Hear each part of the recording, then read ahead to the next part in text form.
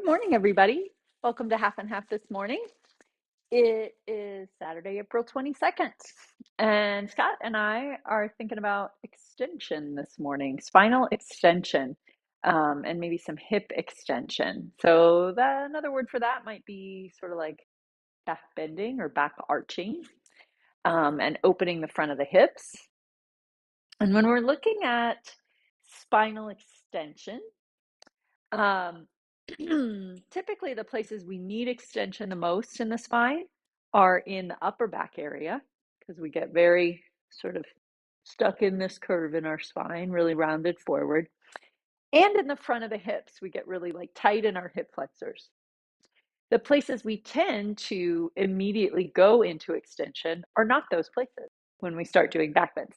We do our neck, that's a little easier to do, and we do our lower back typically. So a lot of times the places we need it are kind of this front of the hip place and then this kind of opening the rib cage place. And that one's a little hard to get to. And the reason I say all of this is often we think, oh, my chest is so tight, I'm going to do as big a back bend as possible to open it up as much as possible. And what happens when we do that is we just do our neck and our lower back, and we don't actually do the chest at all, and we don't do the hips at all. We go into the places that are easiest, right? And that's because in those places that are really tight, we don't have a very big range of motion because they're tight, right? Now, this is maybe a little easier to understand with your hamstring, right? You might know your hamstring is tight and you can't do the splits. Like there's just nothing you can do about it, right? You just know that that's the case. But we have all these other areas we can kind of fake it in the spine. So it's a little tricky. So we're going to think about kind of this thoracic area and hip area. We're going to pay really close attention and we're going to think about I'm just deciding, I'm going to offer you the opportunity to think about working in kind of a small to medium range of motion to really get into real specific places, right? Using a scalpel, not a chainsaw, I think that's what they say. So actually I have a blanket here. We're going to just start with a little bit of rolling on your head um, and see how that works into your spine. So if you're on a carpeted surface, you might be fine without a blanket, but you're just going to roll your head on the floor a little bit. So if you want some sort of cushion, you can get some sort of cushion. I'm on a hardwood floor, so I definitely want a blanket. I don't want to roll on that surface. So we'll start on your hands and knees. And again, if you have a blanket, I think you should be a little like very specific about making sure it's not all kind of bunched up, but really nicely folded. Otherwise, it's kind of annoying on your head as you do it. So on your hands and knees, and if you just want to watch first, you can. I'm going to start on my forehead, and then I'm just going to slowly roll across my hairline to the top of the head, to the place that maybe is where I would do a headstand if I were going to do a headstand, and then back towards the hairline and back towards the forehead. And I don't want to go to a place where it's tempting again to go to like a big neck stretch and oh, it just feels so good. But let's just go to the top of the head. It doesn't really need to feel like a stretch. We just want to get a little bit of feedback on the top of the head. So pressing through the hands, rolling to the top of the head, and just feeling like, all right, my hands push, they take some of the weight, my head releases. I'm going to think of my ribs drawing together like I do in a lot of my Pilates work, almost like I was doing the 100 upside down here. Just kind of playing with that movement for yourself. If it feels like too much for you, just take it back to child's pose. If the top of your head's tender, you could push into your hands a little more so less weight goes on your head.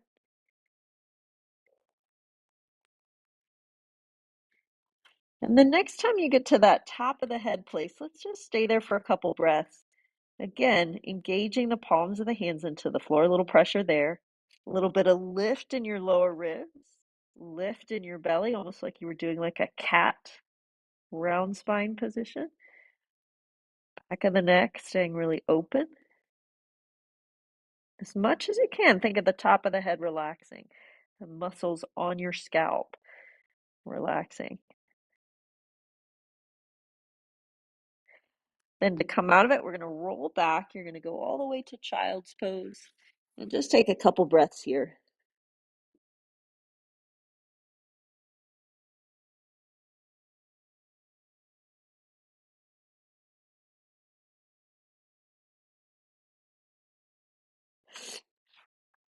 And then bring yourself up to sitting.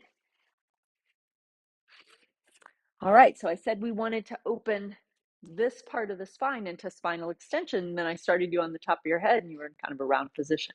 So here's the reason for that. My head, your head, pretty much all of our heads tend to sit a little forward of our rib cage. And then as it sits a little forward of the rib cage, that weight tends to create a little compression and create a lot of this roundness we get in the upper back, that feeling. So the first thing we want to do is bring the head a little bit more back into line, which is kind of a funky thing to figure out. It can be a little tricky to do. But if I don't bring the head back into line, it's really hard to get this part to open. And I end up in this just sort of neck place. And then I go to my lower back, all that chain reaction I was talking about. So our first step we're going to think about is just leaving the chest kind of as it is and floating the head back into line, right? So sometimes what happens is for the head to get back into line, the chest really lifts. That's not quite it, right? This stays really soft. We even let the spine be a little slumped.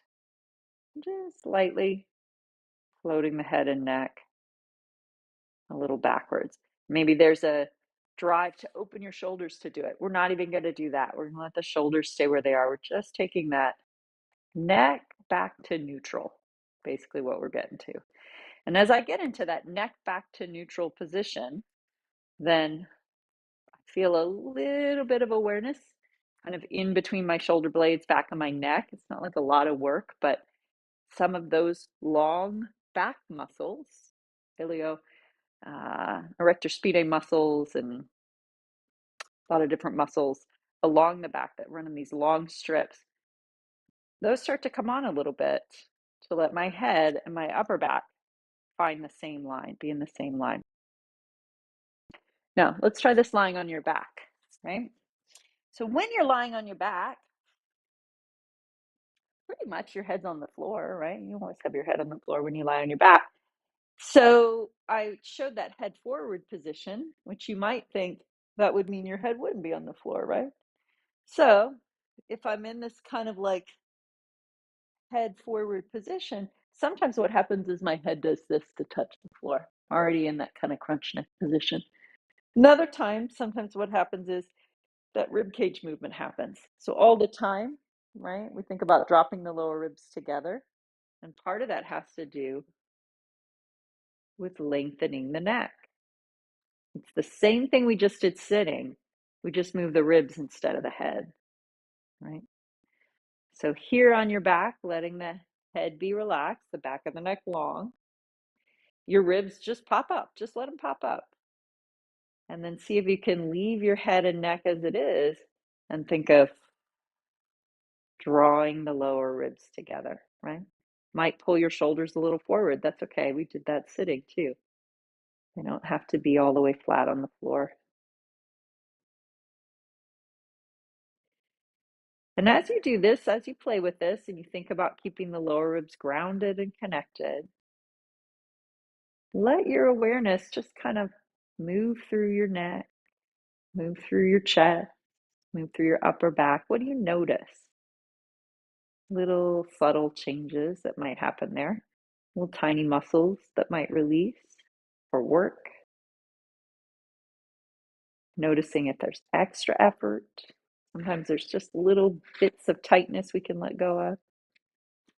Tiny muscles that connect vertebra to vertebra.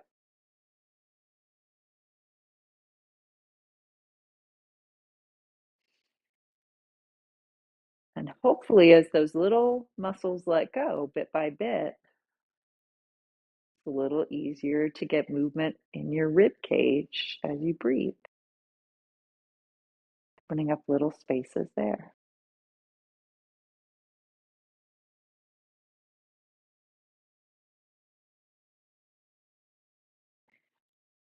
And then, if you've got a sense of heavy head, long neck, sinking the lower ribs, let's take your attention down to your pelvis. Sometimes, again, in that chain reaction, the pelvis will tuck under, right? And I'll end up with the hips curled under.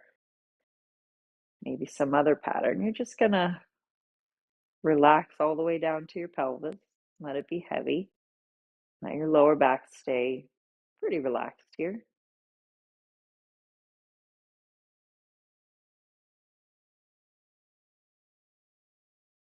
And we're going to take some knee folds. This position. Really simple movement. Inhale a leg up. Exhale, lower it down. Inhale the other leg up. Exhale, lower it down. Just allowing the spine to line up without too much extra effort. Abdominals come on to support that natural, neutral alignment. And then we just test it with a little bit of movement. One leg in and lower. Another leg in and lower.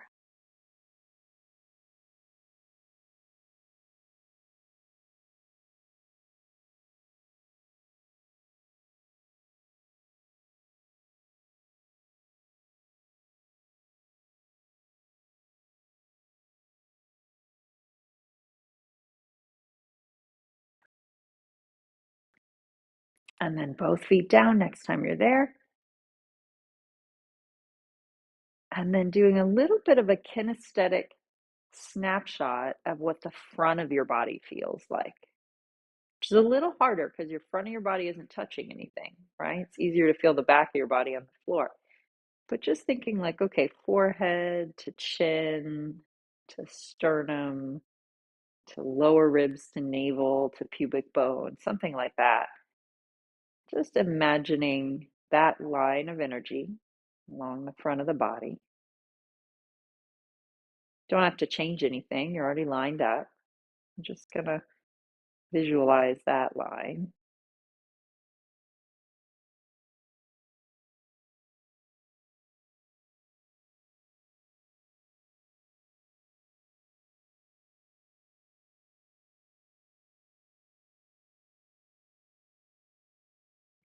And then as you're ready, however you like,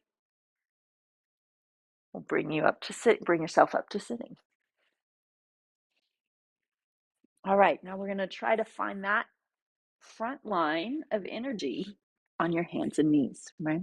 So as you come to your hands and knees, a lot of times head hangs down, right? People get all lined up. They think, oh, I'm really good in my hands and knees, but the head is looking kind of down at the hands or maybe even a little behind the hands. So the head's not really lined up. And then people think, oh, good, good. Let me line up my head. Then the lower ribs, lose the lower ribs, right? So we're going to go lower ribs are connected. Head has to do a little bit of that floating up and back like we did sitting. Then maybe for me, when I do this, my tailbone always tucks when I get everything into line. So then I find my ribs, I find my head, I let my tailbone release, sits bones release. I like to think that I actually have a tail and it's lifted up like a little puppy dog.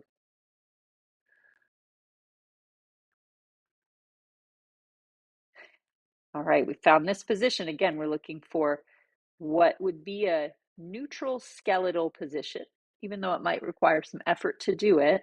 It would be kind of neutral space for the bones to be all lined up. We're going to see if we can use the abdominals to hold that alignment as one arm and one leg come off. So left arm, right leg come off, and then back to all fours. Take a moment on all fours. What do you need to organize, if anything? Reset. And then right arm, left leg comes off. As you move your arm and your leg, don't let them be too distracting, right? They're moving, but your awareness is on your torso. Can you hold this torso position? And if I think, oh no, it's all about lifting my arm and my leg, then I'm probably going to arch my back and shift my torso around. So I get to all fours, I set my torso, and then I see, can I keep that against the challenge of a moving arm and leg?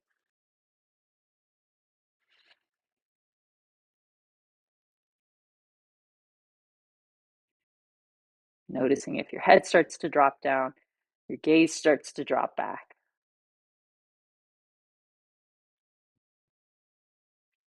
And last time.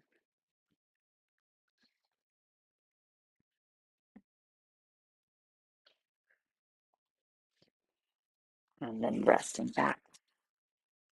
All right. So now we hit a more challenging position, which is lying on your stomach. So again, I've shown this position a couple times that we tend to habitually be the head forward of the rest of the torso. So you can imagine if you lie on your stomach, this might really smush your face, right? Like if you were trying to lie on your stomach and your head was forward of your chest. So what we tend to do instead is we do this big tip backwards with the rib cage so that we're lined up, but this is not exactly the lineup we want. So what does that look like on your stomach? A lot of times people come onto their stomach and they're really kind of lifted in their chest and their shoulders and their heads dropped way forward. So once you come onto your stomach, you're just going to slowly see if you can draw the ribs in, let the collarbones drop, and feel how the head has to shift around. So my ribs are dropping down towards my waist. They're also doing a little bit of their drawing in and up so that my collarbones can drop, my shoulders can spread out. My head sometimes will tip around. I'm going to try to find that head floating back feeling. We'll spend maybe a minute here just kind of relaxing and observing like we did on your back.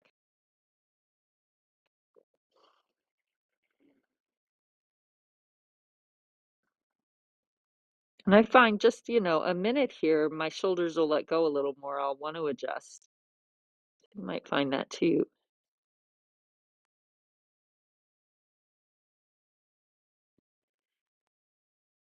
And then taking your awareness down to the front of your hip. This kind of quad front of the thigh position. Can you let those muscles relax a little bit? The pelvis feel heavy. Sometimes the pelvis gets really pulled up and the butt towards the ceiling. And just let that release.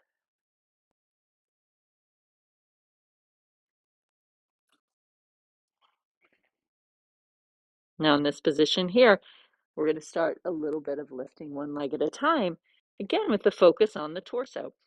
So I'm going to reach my right leg out. As I reach it really, really long, it comes off the floor a tiny bit, but not very high, just a little hover. I'm going to see if I can feel all the way up my spine, really long and lined up. And then the opposite leg comes up, a little reach out first. As soon as I reach my leg out, I feel my shoulders tighten. So just take a moment and relax my shoulders. And then I let it lift. We're going to alternate that movement a few times. Easy shoulders, heavy collarbones, leg lifts up. Maybe a little abdominal connection, rib connection.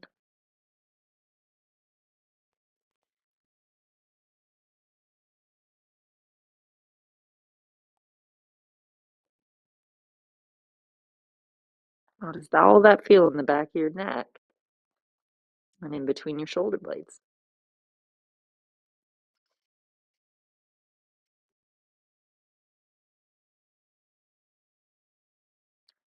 Last set.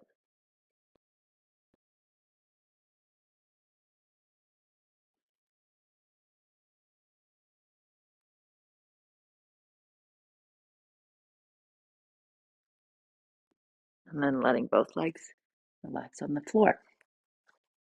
All right, so we started rolling on the top of your head, give you some feedback on the top of your head. Maybe you go back in and just kind of remind yourself of that with a hand on your head. We're going to take your hands back by your side. We're going to find that nose barely hovered off the floor position with the ribs heavy, the collarbones heavy. And then just a tiny bit, almost imperceptible. Think of pressing your head like you were pressing your head into your hand, or like you pressed your head into the floor just a little bit, just this tiny lengthening, pressing the head out. You might even imagine those muscles, those long muscles that start in between your shoulder blades and run up the back of your neck. Like those muscles are lengthening a little bit. And that press of your head comes all the way from in your shoulder blades, in between your shoulder blades. And then little hover the arms. Hands float just a tiny bit off the floor, barely off the floor. My thumbs can touch the side seam of my pants. And then that tiny little press out from the top of the head. Now I start to look a little forward on my mat. I maybe look out just a little farther on the floor. My chest starts to float slightly up. Can't really look straight ahead of me. I'm not going quite that far, but I'm looking on the floor a little more forward. I'm going to go back to that nose hovered off the mat. My hands stay off the floor. Tiny little, almost imperceptible lengthen from in between the shoulder blades out the top of the head. And then with that feeling, I look a little forward on my mat. I look a little further forward. And back down. Are your arms getting tired? Mine are getting a little tired. That's pretty normal, even though they're barely off the floor. It's okay. Let's do one more.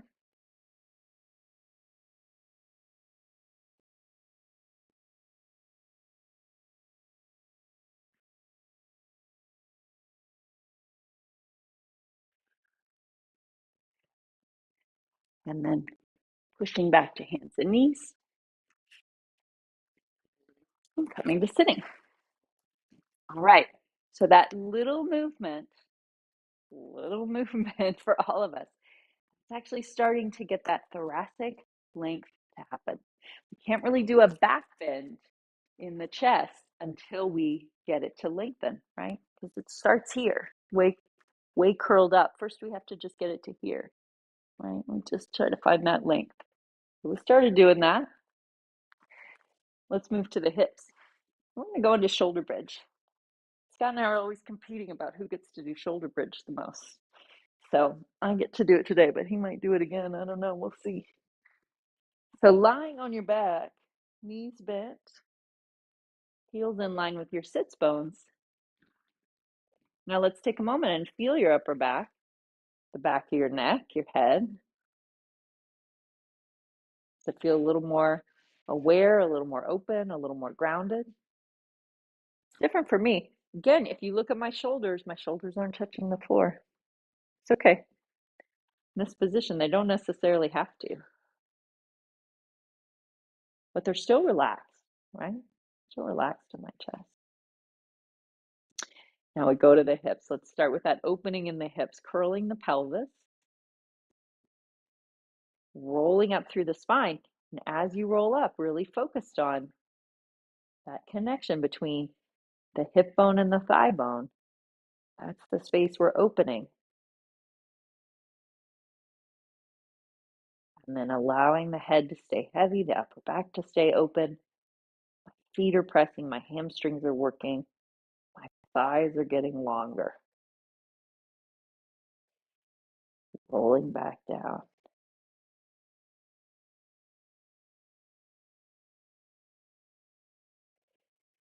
And so now we're in that middle range of motion, medium range of motion. If I go as high as I possibly can in this exercise, it's probably going to be a back bend, like a lower back bend. It's fine. It's normal. It's not what we're going to do, right? So you're going to really focus on just the hips, letting the front of the hips open, and being really specific that each little inch you creep up is opening the front of the hips more. And even though you might think if I push a little harder, I could get higher, it's not necessarily the goal. Go to sort of 70% feeling, but really open in the front of the hips.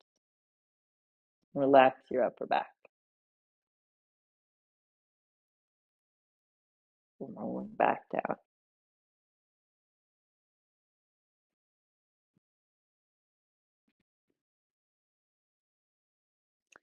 One more time. Maybe you're feeling your hamstrings. I'm feeling my hamstrings a lot. It's usually a sign that I'm getting into the front of my hip more.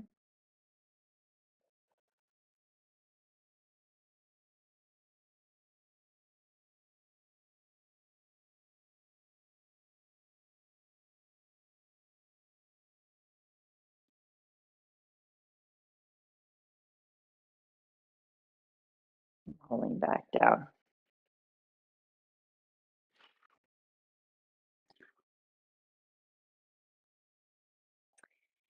And then finding your way up to sitting. All right, we're going to flip over onto hands and knees again. We're going to put a more full body range of motion in. So hands come a little forward of the shoulders.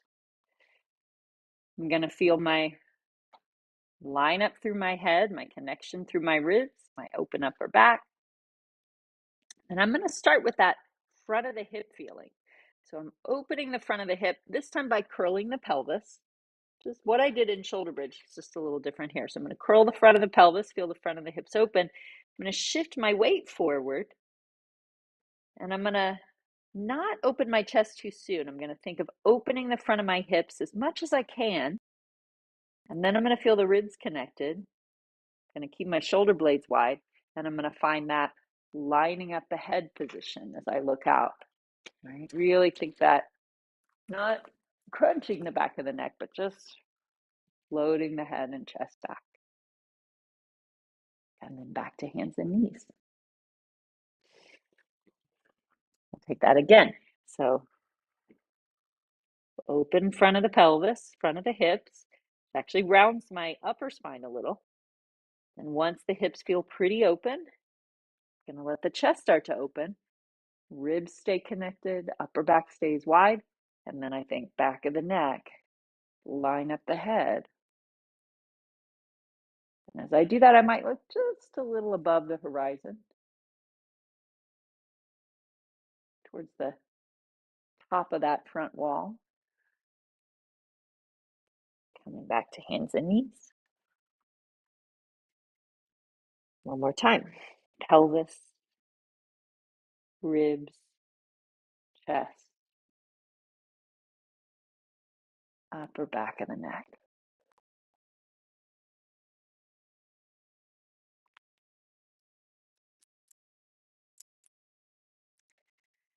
And coming back to hands and knees.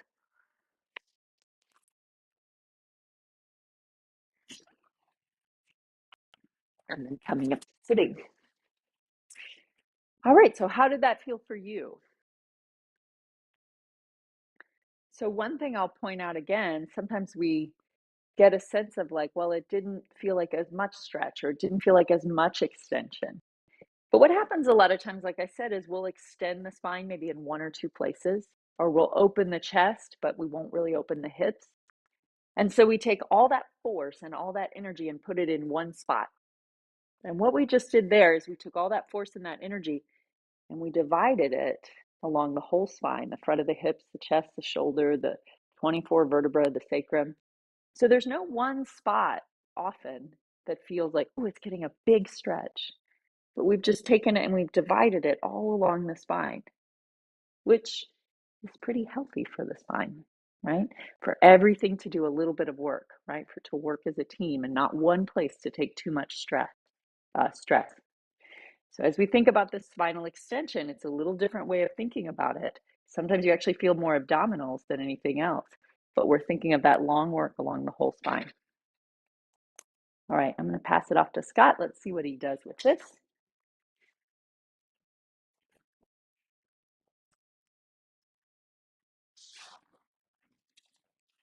Hey everybody. So ordinarily we'd have the side camera, but the side camera's malfunctioning this morning. And so let's start off here in standing and continue in this thread of creating length. Bring your awareness to your pelvic crests. Those are the bones that are pretty much lateral to your navel. And then very lightly as you're standing here, lift your pelvic crest up toward the ceiling. Now, if you do that too much, you end up tucking your tailbone, and that's not the intended So it really is a very small to medium effect size. Lifting your pelvic crest. Let's take a few more breaths here, exploring that slight, small to medium lift of the pelvic crest. Maybe you're already feeling how that tends to create some support to hold your chest up. And a lift of the pelvic crest creates some support to hold your head up. So when someone says support your posture from the core, this is what they're pointing towards. So now let's do a small to medium further opening in the fronts of the hips. So let's walk. Begin by bringing your hands to your hips, and then take your left foot and step a little bit back. Notice how my feet are both pointing straight ahead. So keeping both feet pointing straight ahead, take your left heel lifted up to move forward, and take your left heel down to move back. Forward, back, forward, back. And let's do a couple more like that. So for this particular movement, what we're mainly exploring is moving your body, not from your neck, not from your head, not even from your shoulders, but from your lower body. And that's overall really good for the neck. The next time that back heel is lifted, let's pause there. And in just a few moments, we're going to explore opening the front of the left hip. To do so, lift your pelvic crest, recharge that lift, and maintain that lift. As you telescope your left heel back and down, back and down. So once that heel is on the floor, back knee, left knee more or less straight, and then continue lifting your pelvic crest up. Arm bone connected to the pelvis bone. Bring your arms up, chin up, and a few breaths here.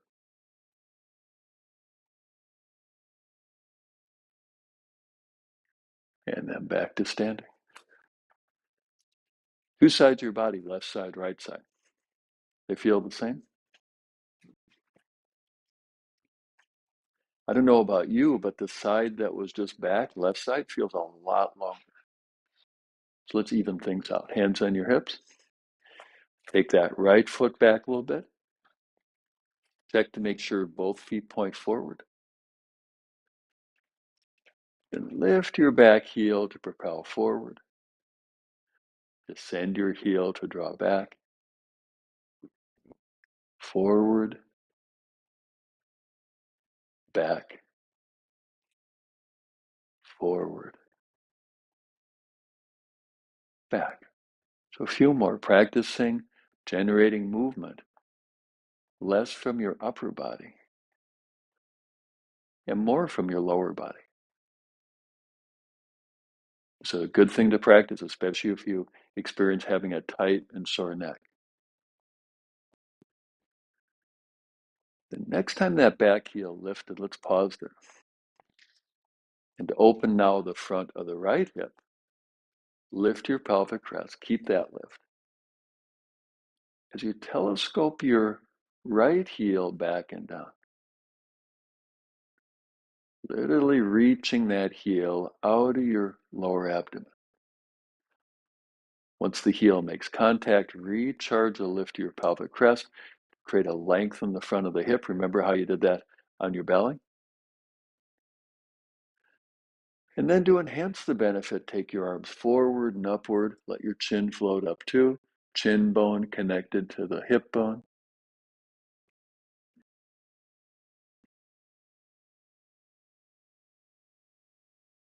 And back to standing.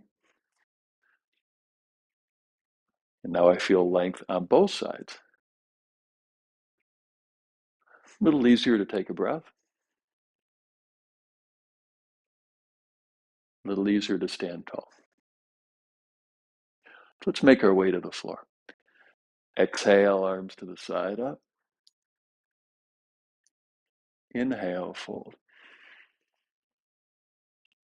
Exhale, crown of the head forward. Inhale, step back. Let's take a few breaths here and head down.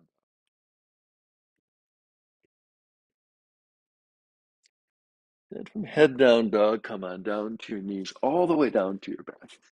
Now you've already spent some time here. So I'm going to take just a quick pass through and review some of the elements you've already explored. So in looking to align the spine, let's start with a mini crunch. Interlace your hands. Bring your hands behind your head. And then lift your head, lift your shoulders, such that you look at minimum into your knees. And maybe even by lifting your shoulders sufficiently high, look into your abdomen. Now, whether you're looking into your thighs or your abdomen, relax your upper thigh muscles. Release that tuck the tail dynamic. Keeping your lower ribs connected to your abdomen. Roll your spine down, segment by segment, vertebra by vertebra. Now I'm already starting to feel the tendency to both tuck my tail and for my lower ribs to pop up toward the ceiling. Now, once the back of your head ends up on the floor, take a few moments to let this alignment steep into your body memory. All right. Now, with that embodied memory, move into hands and knees, just exactly as you did before.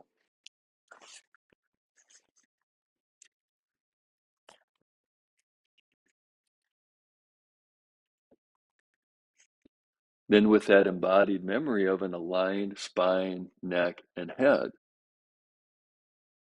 move into yoga pose, head down dog. So sometimes we do head down dog with head hanging to the floor. Today, a little bit different. Have the crown of your head reach toward your thumbs.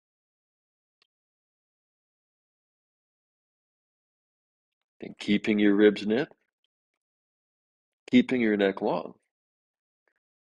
Generate thoracic extension such that your gaze gradually pans forward. Maybe one day, someday, even looking at your thumbs. Now, just like Colette talked about, not from arching your lower back, not from pinching your neck. See if you can mobilize right between your shoulder blades.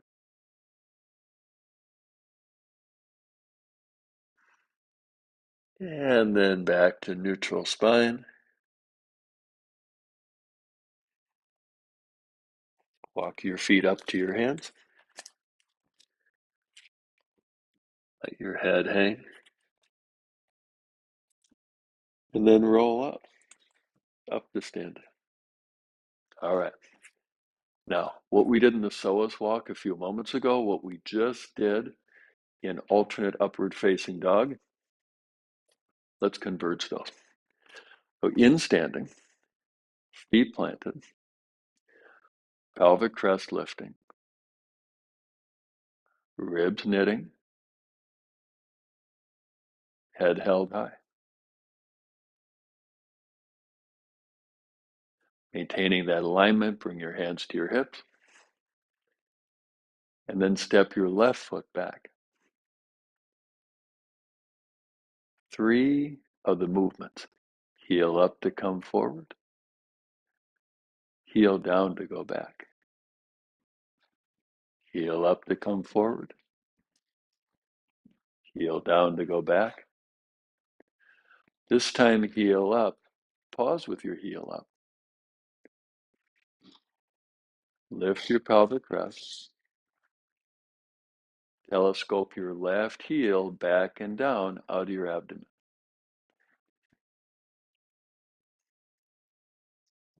Once that heel's on the floor, pelvic crest continue to lift. Bring your arms forward.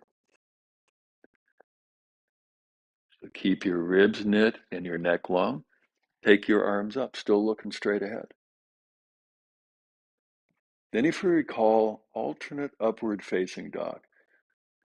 Not by arching lower back, not by pinching the neck, but by moving from right between the shoulder blades. Let your chin float up.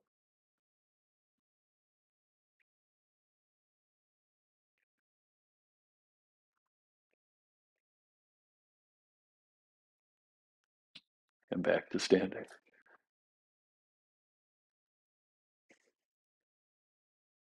Two sides feel the same. Well, we should do the other side, shouldn't we? Hands on your hips. Right foot back. Forward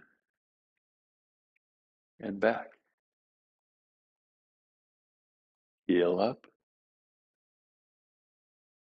Heel down.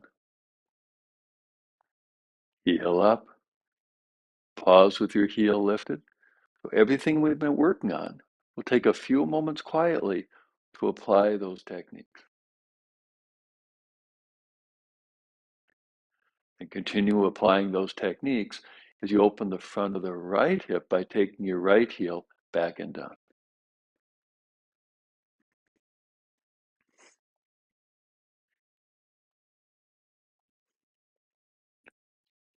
Arms forward, heel down, pelvic crest lifting,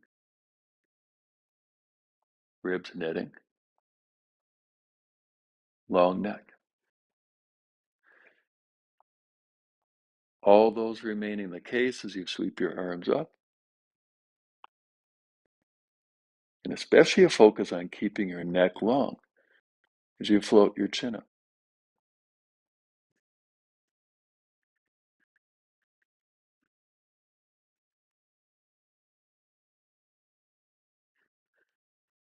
And back to standing.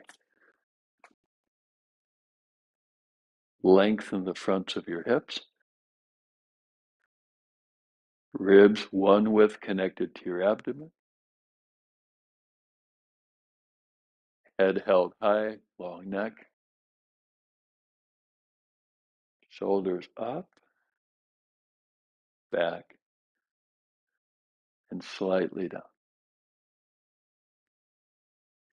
And a few breaths here.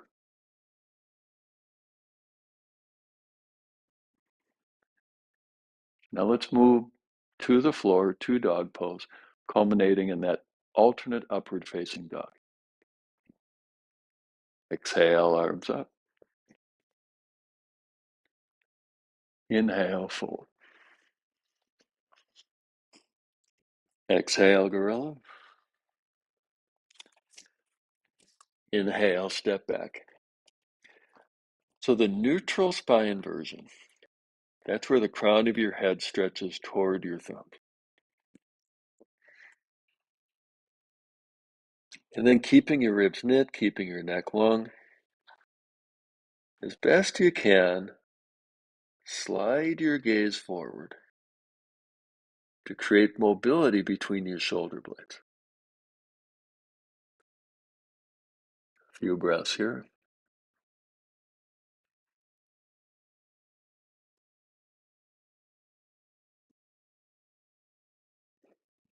And back to normal head down dog position. And then coming down to your knees, all the way onto your back. So take a few moments quietly to let the floor give you feedback on the alignment status of your spine.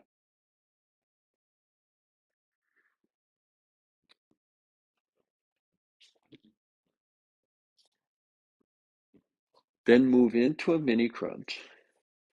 The mini crunch is pretty much tailor-made to address one of the most common misalignments that occurs in the human spine. It addresses the tendency for the lower ribs to jut forward. Now make sure that you are aligning thorax to abdomen, not by tucking the tail, but through tone in your abdominals. And use that abdominal tone to support the whole spine expression, whole spine alignment.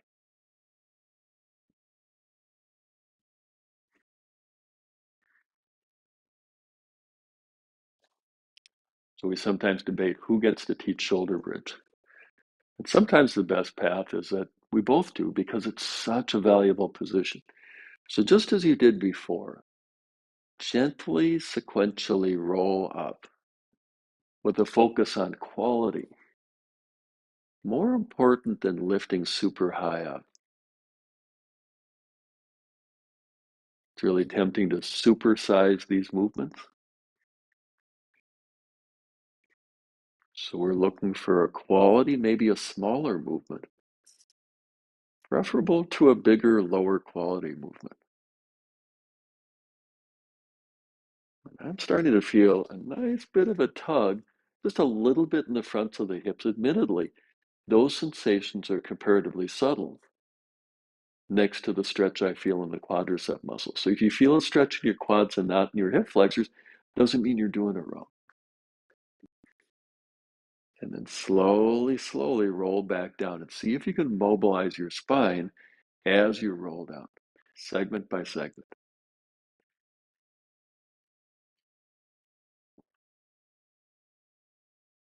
All right, again, like that. Less of an emphasis on quantity and more of an emphasis on quality.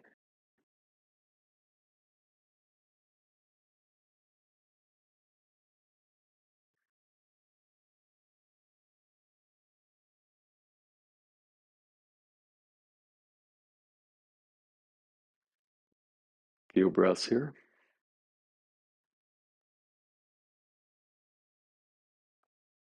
And then rolling down.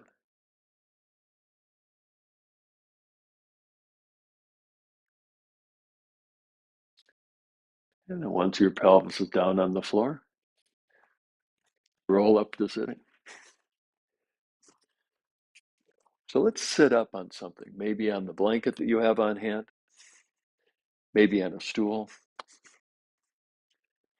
And the purpose of sitting up on something is to make it easier to sit up. So because a lot of us have tighter hips, if we sit flat upon the floor, then we're already slouching.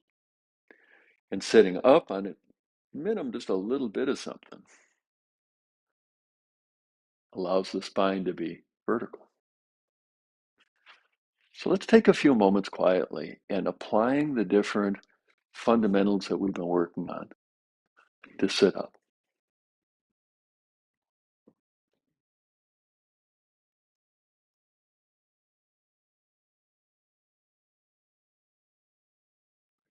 Any of you sometimes feel pain or stiffness between your shoulder blades? If yes, what we're going to do next is for you.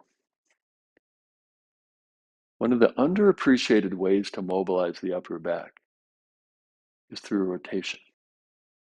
Now, the trick is, just like Colette was sharing with you all, we tend to move from the segments that are free to move, and we tend to bypass the places that are restricted.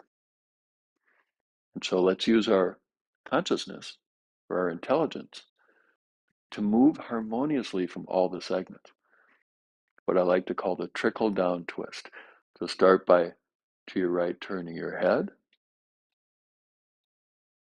and then explore the possibility of rotating sequentially vertebra by vertebra by vertebra from your head down into your ribs, down to your abdomen. Left hand comes across, right hand behind. And breathe.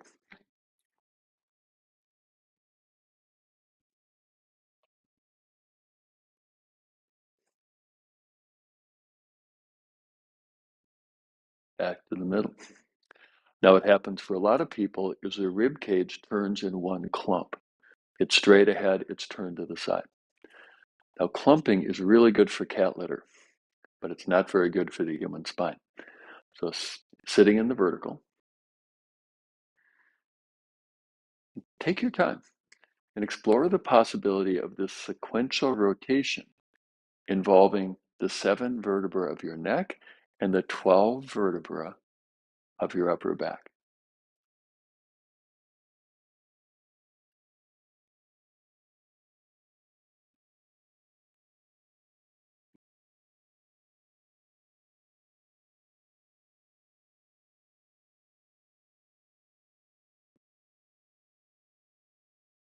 And breathe.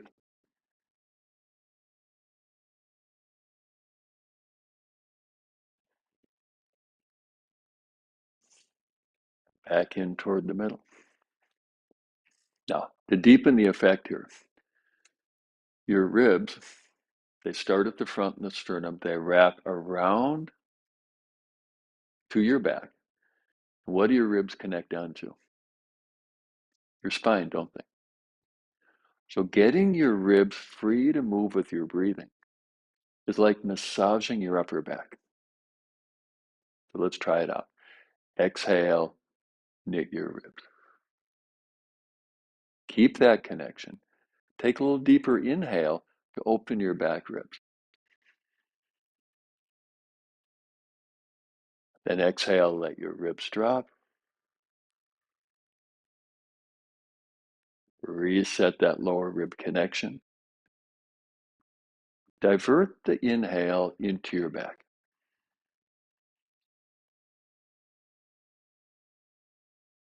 Exhale. All right, so we're using the breathing to mobilize the ribs, especially the back ribs. So now maintaining that breath, trickle down twist to your right.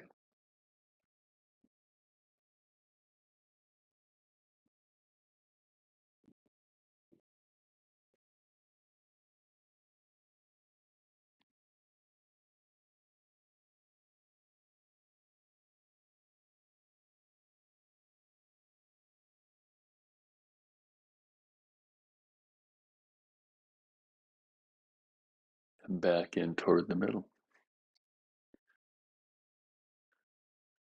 Using the breath to support mobilizing your upper back.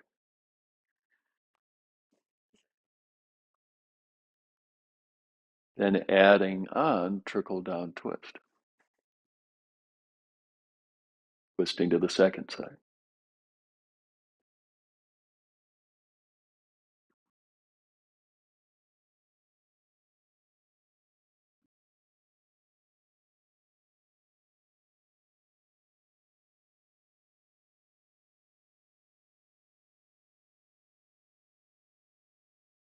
And back in toward the middle.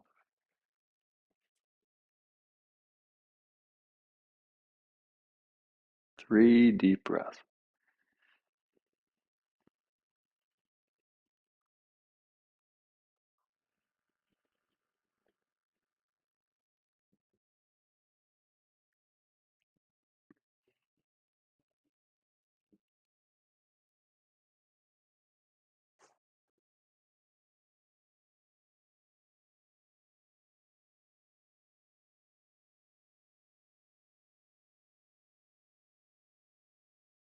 And now with this exhale here, let go of the deep breathing.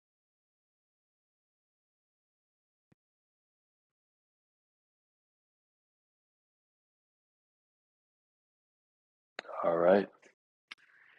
Looks like that's our time. Before we part for the day, any comments in the chat? Any questions? All right. Well, thank you so much. We'll be here next week and for the next couple weeks, and then we're going to be going to a video library model going forward from there. So thank you so much, and we'll see you in a week. Bye-bye.